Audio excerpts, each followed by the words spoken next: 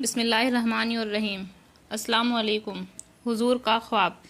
حضرت سمورہ بن جندوب رضی اللہ عنہ فرماتے ہیں کہ رسول اللہ صلی اللہ علیہ وسلم اکثر اپنے صحابہ سے پوچھا کرتے تھے کہ تم میں سے کسی نے کوئی خواب دیکھا ہے؟ جو کوئی خواب بیان کرتا تو آپ اس کی تعبیر ارشاد فرماتے۔ ایک صبح رسول اللہ صلی اللہ علیہ وسلم نے فرمایا، رات کو میں نے خواب دیکھا ہے کہ دو فرشتے میرے پاس آئے اور مجھے اٹھا کر کہا ہمارے ساتھ چلو۔ میں ان کے ساتھ چل دیا۔ ایک شخص پر ہمارا گزر ہوا جو لیٹا ہوا تھا اور دوسرا شخص اس کے پاس پتھر اٹھائے ہوئے کھڑا تھا، اور وہ لیٹے ہوئے شخص کے سر پر زور سے پتھر مارتا جس کی وجہ سے اس کا سر کچل جاتا اور پتھر لڑک کر دوسری طرف جلا جاتا۔ پھر وہی شخص اس پتھر کو دوبارہ اٹھا کر لاتا، اس کے پاس آنے سے پہلے اس کا سر مبارک بالکل صحیح ہو جاتا۔ پھر وہ اسی پتھر کو مارتا اور وہی سب کچھ ہوتا جو پہلے ہوا۔ میں نے ان دونوں سے تعجب سے کہا، سبحان اللہ، یہ دونوں شخص کون ہیں اور یہ کیا معاملہ ہو رہا ہے؟ انہوں نے کہا، آگے چلیے۔ ہم آگے چلے۔ ہمارا گزر ایک شخص پر ہوا جو چت لیٹا ہوا ہے اور ایک شخص اس کے پاس جمبور، لوہے کی کیل نکالنے والا آلہ لیے کھڑا ہے، جو لیٹے ہوئے شخص کے چہرے کے ایک جانب آ کر اس کا جبڑا، ناخن اور آنکھ گدی تک چیرتا چلا جاتا، پھر دوسری جانب بھی اسی طرح کرتا۔ ابھی یہ دوسری جانب سے فارغ نہیں ہوا کہ پہلی جانب بالکل اچھی ہو جاتی۔ وہ اسی طرح کرتا رہتا۔ میں نے ان دونوں سے کہا، سبحان اللہ، یہ دونوں کون ہیں؟ انہوں نے کہا، آگے چلیے۔ ہم آگے چلے تو ایک تنور کے پاس پہنچے جس میں بڑا شور و گل ہو رہا ہے۔ اس میں ہم نے جھانک کر دیکھا تو اس میں بہت سے مرد اور عورتیں ننگے ہیں۔ ان کے نیچے سے آگ کا ایک شعلہ آتا ہے۔ جب وہ ان کو اپنی لپٹ میں لیتا تو وہ چیتھڑے اڑنے لگتے۔ میں نے ان دونوں سے پوچھا، یہ لوگ کون ہیں؟ انہوں نے کہا، چلیے آگے چلیے۔ ہم آگے چلے، ایک نہر پر پہنچے جو خون کی طرح سرخ تھی اور اس میں ایک شخص تیر رہا تھا، اور نہر کے کنارے دوسرا شخص تھا جس میں بہت سے پتھر جمع کر رکھے تھے۔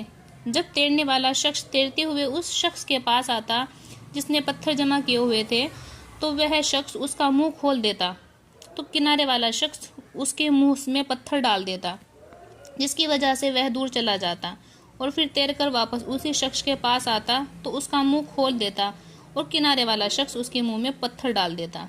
میں نے ان دونوں سے پوچھا، یہ دونوں شخص کون ہیں؟ ان دونوں نے کہا، آگے چلیے۔ پھر ہم آگے چلے تو جتنی بدصورت آدمی تم نے دیکھے ہوں گے ان سب سے زیادہ بدصورت آدمی کے پاس سے ہم گزرے۔ اس کے پاس آگ جل رہی تھی جس کو وہ بھڑکا رہا تھا اور اس کے چاروں طرف دوڑ رہا تھا۔ میں نے ان سے پوچھا، یہ شخص کون ہے؟ انہوں نے کہا، آگے چلیے۔ آگے چلیے۔ پھر ہم ایک ایسے باغ میں پہنچے جو ہرا بھرا تھا اور اس میں موسم بہار کے تمام پھول تھے۔ اس باغ کے درمیان ایک بہت لمبے صاحب نظر آئے۔ ان کے بہت زیادہ لمبے ہونے کی وجہ سے میرے لیے ان کے سر کو دیکھنا مشکل تھا۔ ان کے چاروں طرف بہت سارے بچے تھے۔ اتنے زیادہ بچے میں نے کبھی نہیں دیکھے۔ میں نے پوچھا، یہ کون ہے اور یہ بچے کون ہیں؟ انہوں نے مجھ سے کہا، آگے چلیے۔ آگے چلیے۔ پھر ہم چلے اور ایک بڑے باغ میں پہنچے۔ میں نے اتنا بڑا خوبصورت باغ کبھی نہیں دیکھا۔ انہوں نے مجھ سے کہا، اس کے اوپر چڑھیے۔ ہم اس پر چڑھے اور ایسے شہر کے قریب پہنچے جو اس طرح بنا ہوا تھا کہ اس کی ایک اینٹ سونے کی تھی اور ایک اینٹ چاندی کی تھی۔ ہم شہر کے دروازے کے پاس پہنچے اور اسے کھلوایا۔ وہ ہمارے لیے کھول دیا گیا۔ ہم اس میں ایسے لوگوں سے ملے جن کے جسم کا آدھا حصہ اتنا خوبصورت تھا کہ تم نے اتنا خوبصورت نہ دیکھا ہوگا، اور آدھا حصہ اتنا بدصورت تھا کہ اتنا بدصورت تم نے کبھی نہیں دیکھا ہوگا۔ ان دونوں فرشتوں نے ان لوگوں سے کہا کہ جاؤ، اس نہر میں کود جاؤ۔ میں نے دیکھا سامنے ایک چوڑی نہر بہہ رہی ہے جس کا پانی دودھ جیسا سفید ہے۔ وہ لوگ اس میں کود گئے۔ پھر جب وہ ہمارے پاس واپس آئے تو ان کی خوبصورتی ختم ہو چکی تھی اور وہ بہت خوبصورت ہو چکے تھے۔ دونوں فرشتوں نے مجھ سے کہا، وہ جنت عدن ہے اور وہ آپ کا گھر ہے۔ میرے نظر اوپر اٹھی تو میں نے سفید بادل کی طرح ایک محل دیکھا۔ انہوں نے کہا، یہی آپ کا گھر ہے۔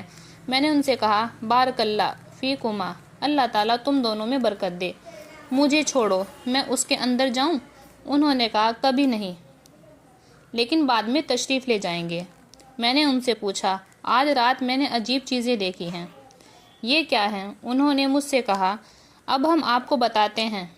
پہلا شخص جس کے پاس سے آپ گزرے اور اس کا سر پتھر سے کچلا جا رہا تھا، یہ وہ ہے جو قرآن سیکھتا تھا، اس نے قرآن پڑھا تھا اور اس کو چھوڑ دیتا تھا، نہ اسے پڑھتا تھا نہ عمل کرتا تھا، اور فرض نماز چھوڑ کر سو جاتا تھا۔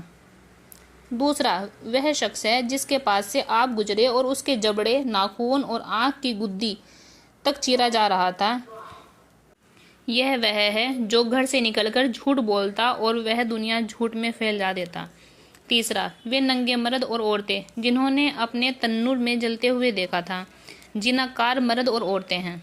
چوتھا وہ شخص جس کے پاس سے آپ گزرے جو نہر میں تیر رہا تھا، اس کے منہ میں پتھر ڈالا جا رہا تھا، سود خور ہے، وہ سود کھاتا تھا۔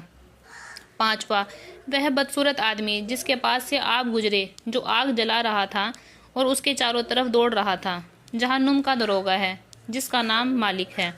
چھٹا وہ صاحب جو باغ میں تھے حضرت ابراہیم علیہ السلام ہیں، اور وہ بچے جو ان کے چاروں طرف تھے، یہ وہ ہیں جو بچپن میں ہی اسلام پر مر گئے۔